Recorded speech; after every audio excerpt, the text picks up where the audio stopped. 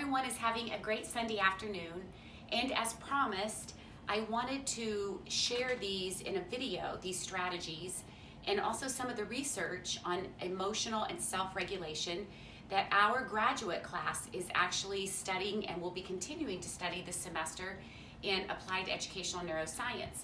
This afternoon, this research comes from Dr. Bessel van der Kolk's book, The Body Keeps the Score, among some other peer-reviewed articles.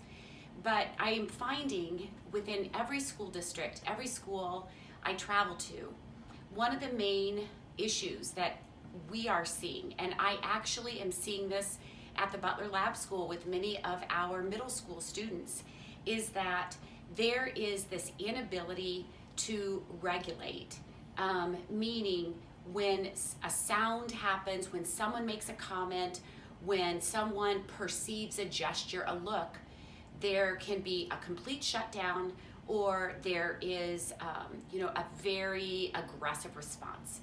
So I want to read this to you because I want to be accurate this afternoon, but the core of our self-awareness rests in the physical sensations that we experience from infancy on up. And if there is not a caregiver that is chronically, consistently present and emotionally available in those developing years, then our ability, which is an innate capacity to regulate, never develops fully.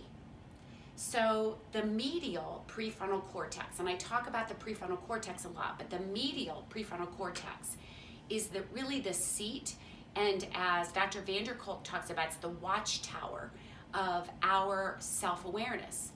And without healthy development of this area, our ability to perceive ourselves in the mix of others, in the mix of an environment, is literally not there. It's not present. So we know that mirror neurons are present at birth, and that imitation is the foundational social skill that we have.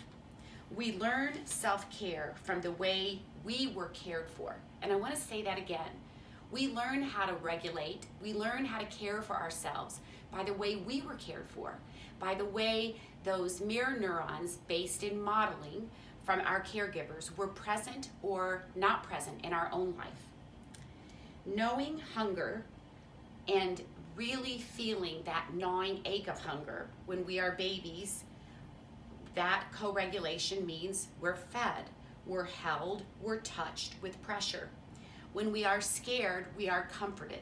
Again, as a baby, as a child, when we feel that deep baseline state of fear, that pressure and that touch, that rocking, that rhythm are present for us, and that is modeled for how to regulate.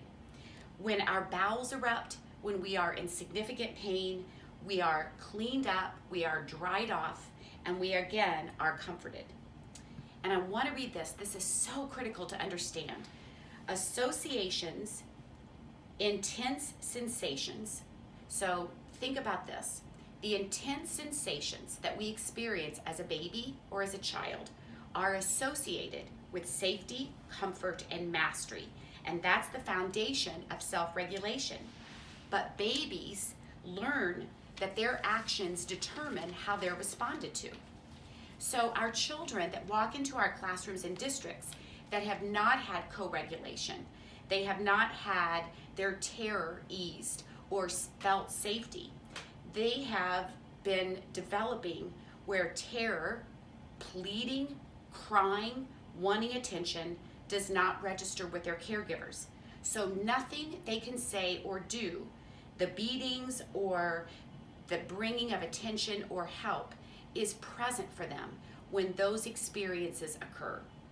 So in reality, we oftentimes see students who have been conditioned through hardwired circuitry to give up when they face challenges in their life. The need for attachment never lessens. It's a lifelong need, and most of us need to have a person, a friend, a caregiver, someone that we trust, someone that helps us to feel safe, someone that regulates with us in our lives in all moments. Most of us struggle with being disengaged from others over long periods of time. And kids will go to any length. They will spend any amount of time to feel seen and connected, because attachment is our basic biological instinct. So what do we do with this? This is what I want to share this afternoon. I brainstormed yesterday with some of the strategies that my colleague Heather and I are going to be implementing this semester and have implemented with our middle school students. But these strategies are good for all students. They can be in a whole group meeting. They can be with whole class first in the morning. They can be used in small groups. They can be used in an amygdala reset area as we model and teach how to use that. And they can actually be a part of a theme for a day. So I want to share with you some of these strategies that are specifically based in regulation and in physical sensations. What can we do? Using rhythm is probably one of the most effective ways that we can help our students first thing in the morning or at the end of the day or during transitions to use. Ball tossing, using rhythm with our hands, with our bodies, clapping, snapping, rocking back and forth. Nothing is more important than finding that rhythm. So one of the poses that we do in yoga is to roll on our spinal cord up and down. So maybe 3 or 4 rolls up and down into a candle pose of yoga. Maybe rocking side to side is another sensory. So maybe we have rock and roll Mondays where we know that they come in and we're going to be using rhythm with our bodies.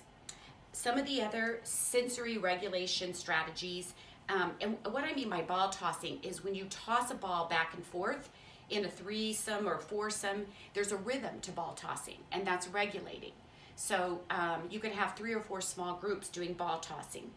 Identifying different objects. You might pull out a set of keys, marbles, a salt shaker, a coin, all of these that have different textures and different shapes.